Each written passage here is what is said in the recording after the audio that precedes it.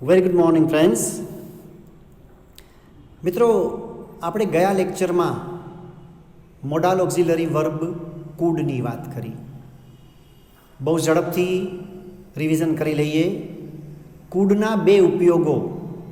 પહેલો ઉપયોગ કેનના ભૂતકાળના રૂપ તરીકે ભૂતકાળની શક્તિ મતલબ કે એબિલિટી વ્યક્ત કરવા માટે, અને બીજો ઉપયોગ કુડનો આપણે એક વિશિષ્ટ ઉપયોગ જોયો તો વાક્યમાં વિનંતીનો ભાવ વ્યક્ત કરવા માટે. તમને એ બરાબર યાદ હશે. છેલ્લા લેક્ચરમાં આપણે એવી પણ વાત કરી હતી કે કદાચ તમને વિચાર આવે કે વર્તમાનની એબિલિટી કેન દ્વારા વ્યક્ત થાય, ભૂતકાળની એબિલિટી કુડ દ્વારા વ્યક્ત થાય, તો પછી ભવિષ્યની એબિલિટી કેવી રીતે વ્યક્ત કરવી. આ માટે તમારી સ્ક્રીન ઉપર બરાબર જુઓ. અત્યારે ટુ બી એબલ ટુ એવું કંઈક હેડિંગ બાંધેલું છે. નીચે થોડી સમજૂતી છે, એ બરાબર જુઓ. શું લખ્યું છે આપણે પહેલાં વાંચીએ. આપણે શીખ્યા કે શક્તિ મતલબ કે એબિલિટી નો ભાવ વ્યક્ત કરવા વર્તમાન કાળમાં કેન અને ભૂતકાળમાં કુડ વપરાય છે. આ તો બરાબર યાદ છે ને મિત્રો તમને? ઓકે, એના ઉપરથી આગળ વધીએ. ટુ બી એબલ ટુનો ઉપયોગ ત્રણેય કાળમાં થઈ શકે છે. હવે આ શું કહેવા માગે છે? જો વર્તમાનની એબિલિટી માટે કેન છે, ભૂતકાળની એબિલિટી માટે કુડ છે, પણ ભવિષ્યની એબિલિટી માટે આપણી પાસે કેન કે કુડનું કોઈ ભવિષ્યકાળનું રૂપ નથી. જેમ કેનનું ભૂતકાળનું રૂપ કુડ છે, એવી જ રીતે કેનનું જો કોઈ ભવિષ્યકાળનું રૂપ હોય ને તો આપણે એ વાપરી શકીએ. પણ મિત્રો, કોઈ પણ ક્રિયાપદ હોય ને એને ભવિષ્યકાળનું રૂપ હોતું નથી. અને એટલા માટે તો આપણે શું કરવું? એના માટે તમારે ટુ બી એબલ ટુ વાપરવાનું છે. હવે ટુ બી એબલ ટુનો ઉપયોગ તમે ભવિષ્ય માટે કરો, પણ એ શબ્દ એવો છે કે જેમાં તમે ટુ બી ના રૂપ બદલાવતા જાઓ એટલે ત્રણે ત્રણ કાળમાં તમે એનો ઉપયોગ કરી શકો છો. મિત્રો, તમે જાણો છો કે ટુ બી ક્રિયાપદના વર્તમાન કાળના રૂપ એમ, ઇઝ અને આર છે. તમે આ પ્રાઇમરી લેવલે પણ શીખેલા છો. ટુ બીના ભૂતકાળના રૂપ વોઝ અને વર છે, એ પણ તમે જાણો છો. ટુ બીના ભવિષ્યકાળના રૂપ ખરેખર છે જ નહીં કોઈ. એના માટે શું કરવું એ આગળ ઉપર હમણાં તમને આઈડિયા આવશે જેમ જેમ આપણે સ્ક્રીન ઉપર આગળ વધતા જઈશું. ઓકે, અહીંયા કંઈક છેલ્લે એવું લખેલું છે કે ટુ બી એબલ ટુનો ઉપયોગ ત્રણેય કાળમાં થઈ શકે છે. આગળ વાંચો. વર્તમાન કાળમાં ટુ બીના વર્તમાન કાળના રૂપો એમ, ઇઝ, આર મૂકી પછી એબલ ટુ મુકાય છે. એકચ્યુઅલી આ ટુ બી એબલ ટુનો મતલબ તમે કંઈક આવો કરી શકો છો, શક્તિમાન હોવું. એબલ મતલબ શક્તિમાન, સક્ષમ. તો ટુ બી એબલ ટુ મતલબ શક્તિમાન હોવું, અમુક ક્રિયા કરવા માટે શક્તિમાન હોવું. હવે જો તમે વર્તમાનની અંદર શક્તિમાન હો તો તમારે ટુ બીનું વર્તમાન કાળનું રૂપ મૂકી અને પછી એબલ ટુ મૂકવું છે. જો તમે ભૂતકાળમાં અમુક ક્રિયા કરવા શક્તિમાન હતા તો તમારે ટુ બીનું ભૂતકાળનું રૂપ મૂકી દેવાનું છે, જે તમને સ્ક્રીન ઉપર વંચાય જ છે કે ટુ બીના ભૂતકાળના રૂપો વોઝ વર મૂકી પછી એબલ ટુ મુકાય છે. ટૂંકમાં ટુ બી એબલ ટુનો ઉપયોગ તમે વર્તમાન કાળમાં કરો, મતલબ કે તમે કેનની જગ્યાએ કરો. કારણ કે વર્તમાન કાળમાં તો તમારી પાસે કેન સહાયકારક ક્રિયાપદ છે જ, પણ માની લો કે કેનને બદલે તમારે ટુ બી એબલ ટુનો ઉપયોગ કરવો હોય તો ટુ બીનું વર્તમાન કાળનું રૂપ તમારે વાપરવું પડે એમ ઇઝ આર અને એની પાછળ એબલ ટુ મૂકી દેવાનું. આ જ વાત જો તમારે ભૂતકાળમાં બતાવવી હોય તો તમારી પાસે કુડ સહાયકારક ક્રિયાપદ તો છે જ, પણ ટુ બી એબલ ટુ વાપરવું હોય તો તમારે ટુ બીનું ભૂતકાળનું રૂપ વોઝ કે વર જે આવતું હોય એ મૂકી અને પછી એબલ ટુ મૂકવાનું છે. ઉદાહરણો આપણે આગળ જોઈશું એટલે વધારે આઈડિયા આવશે. આ જ વસ્તુને ભવિષ્યમાં માની લો કે તમારે વાપરવી છે. હવે જો મિત્રો ખરેખર તો આપણને ટુ બી એબલ ટુ શીખવાની જરૂર એટલા માટે પડે છે કે ભવિષ્યની એબિલિટી બતાવવાનો જ પ્રોબ્લેમ છે અને એના માટે કેન કે કુડ જેવો કોઈ શબ્દ નથી, એટલે તમારે ટુ બી એબલ ટુ વાપરવાનું છે. પણ એમાં તમારે ટુ બીનું કયું રૂપ મૂકવાનું? ટુ બીનું કોઈ ભવિષ્યકાળનું રૂપ અલગથી નથી, એટલે એમાં તમારે બી જ રાખવાનું છે, પણ એની આગળ ભવિષ્ય દર્શાવતા શબ્દો શેલ અથવા વિલ મૂકી દેવાના છે. મતલબ કે તમારે શેલ બી કે વિલ બી વાપરવાનું છે અને પછી એબલ ટુ મૂકવાનું છે. સ્ક્રીન ઉપર તમને વંચાય જ છે કે ભવિષ્યકાળમાં શેલ બી અથવા વિલ બી મૂકી પછી એબલ ટુ મુકાય છે. જો મિત્રો અત્યારે જે સ્ક્રીન તમને દેખાય છે એક્ઝેક્ટ એમાં ટુ બી એબલ ટુની બધી જ વાત તમને સ્ક્રીન ઉપર વંચાય છે. પહેલેથી અત્યારે બરાબર જુઓ. ટુ બી એબલ ટુનો ઉપયોગ ત્રણેય કાળમાં થઈ શકે છે. આટલું ક્લિયર થઈ ગયું? હવે ત્રણેય કાળમાં તો વર્તમાનમાં કેવી રીતે? પહેલાં વાંચો.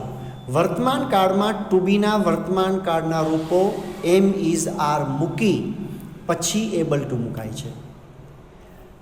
ભૂતકાળમાં કેવી રીતે? વાંચો.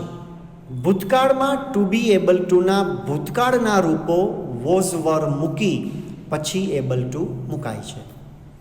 ભવિષ્યમાં કેવી રીતે? જુઓ. ભવિષ્યકાળમાં શેલ બી વિલ બી મૂકી પછી એબલ ટુ મુકાય છે.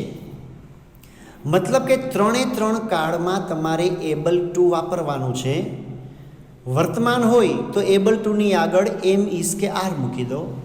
ભૂતકાળ હોય તો એબલ ટુની આગળ વોઝ કે વર મૂકી દો અને ભવિષ્યકાળ હોય તો એબલ ટુની આગળ શેલ બી અથવા તો વિલ બી મૂકી દો.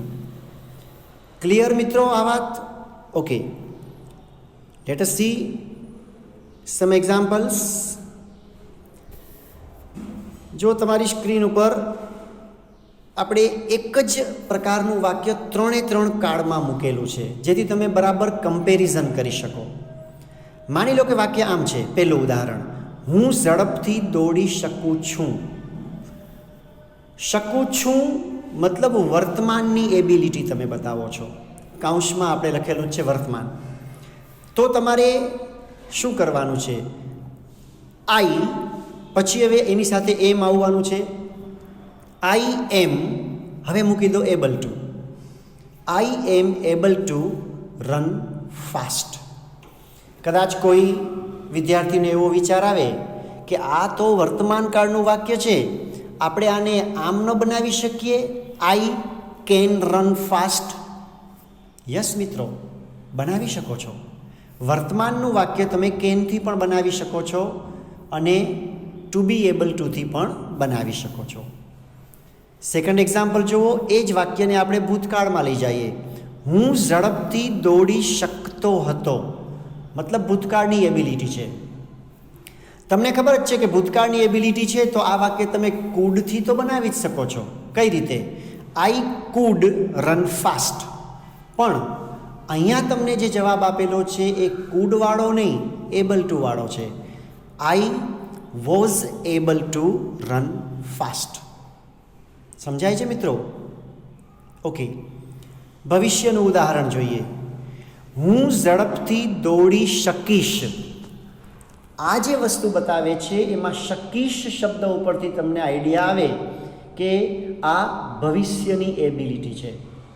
તો હવે ભવિષ્યની એબિલિટી માટે તમારી પાસે કેન કે કુડ જેવો કોઈ શબ્દ નથી, એટલે તમારે ફરજિયાતપણે એબલ ટુ વાપરવાનું છે અને એની આગળ શેલ બી કે વિલ બી મૂકવાના છે. તો આઈ, હવે આઈની સાથે સામાન્ય રીતે શેલ આવે એટલે આઈ shall be able to run fast. ખ્યાલ આવી ગયો?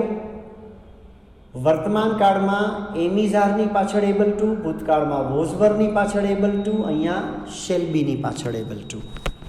ઓકે, આગળ વધીએ.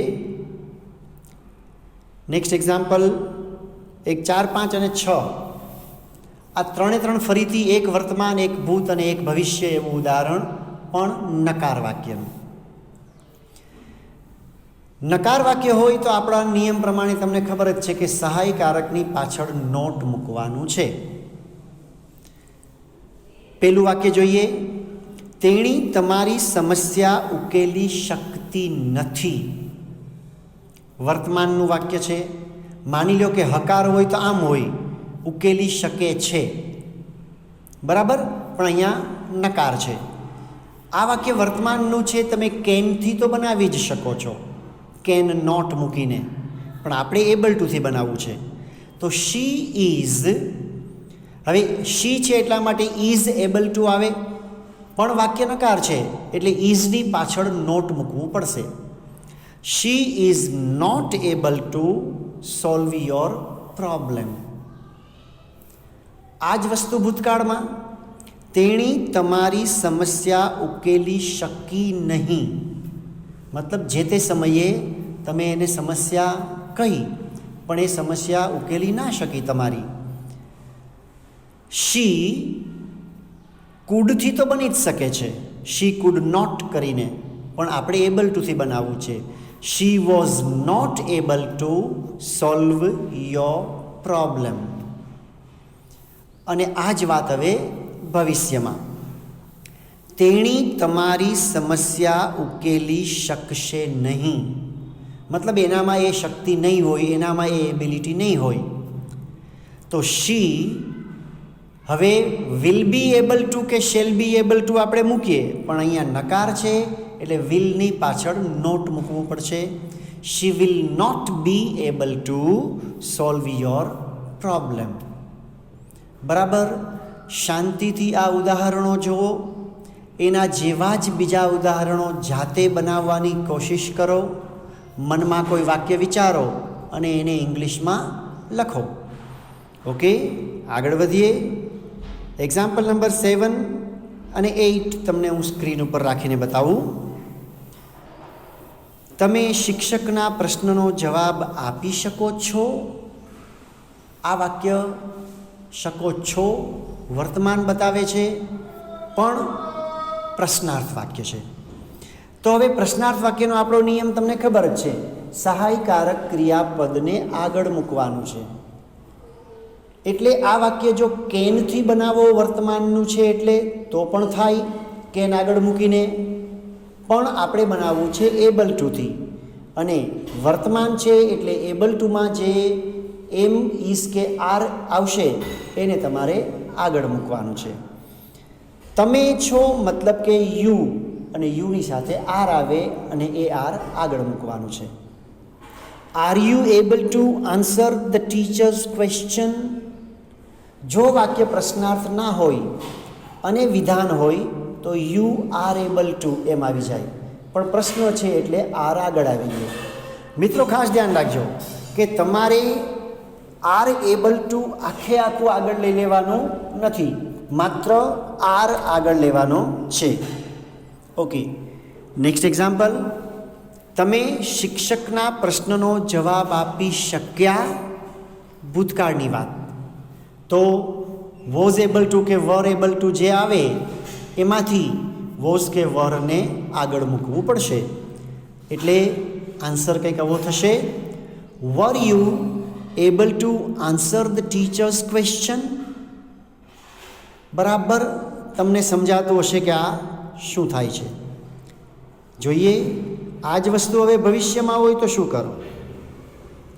તમે શિક્ષકના પ્રશ્નનો જવાબ આપી શકશો, શકશો ભવિષ્ય, પ્રશ્ન, તો તમારે શેલ બી કે વિલ બી એબલ ટુ મૂકવાનું છે, પણ શેલ કે વિલ જે મૂકો એ આગળ રાખવું પડશે, કારણ કે વાક્ય પ્રશ્નાર્થ છે.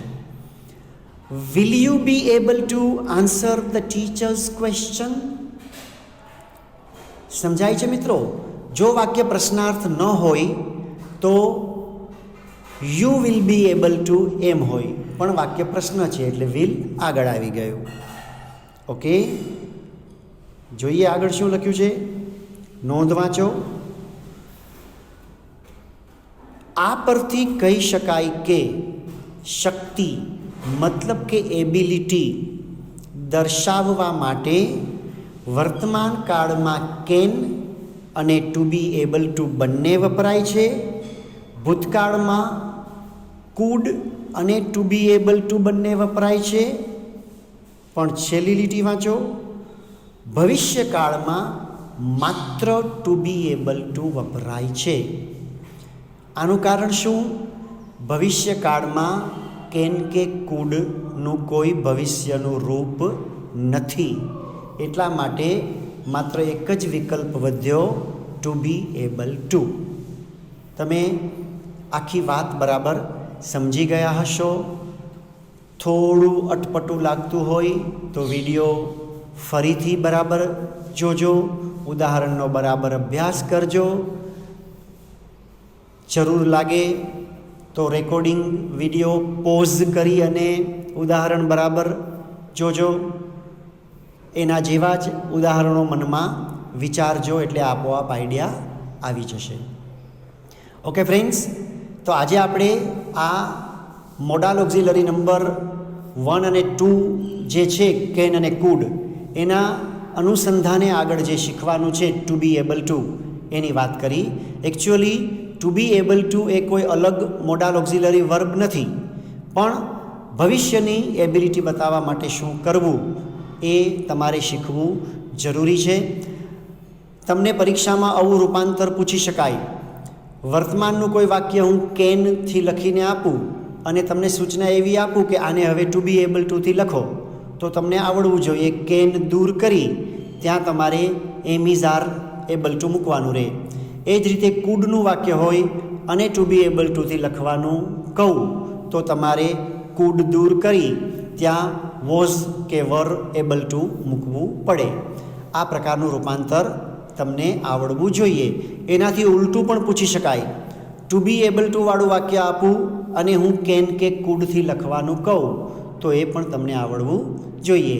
એટલે આ કેન, કુડ અને ટુ બી એબલ ટુ ત્રણે ત્રણના જે વિડીયોઝ છે એ બરાબર સમજી લેજો, બરાબર અભ્યાસ કરી લેજો. નેક્સ્ટ લેક્ચરમાં આપણે નેક્સ્ટ મોડાલ ઓક્ઝિલરી વર્બ જે છે એની વાત કરીશું. ત્યાં સુધી good bye and take care.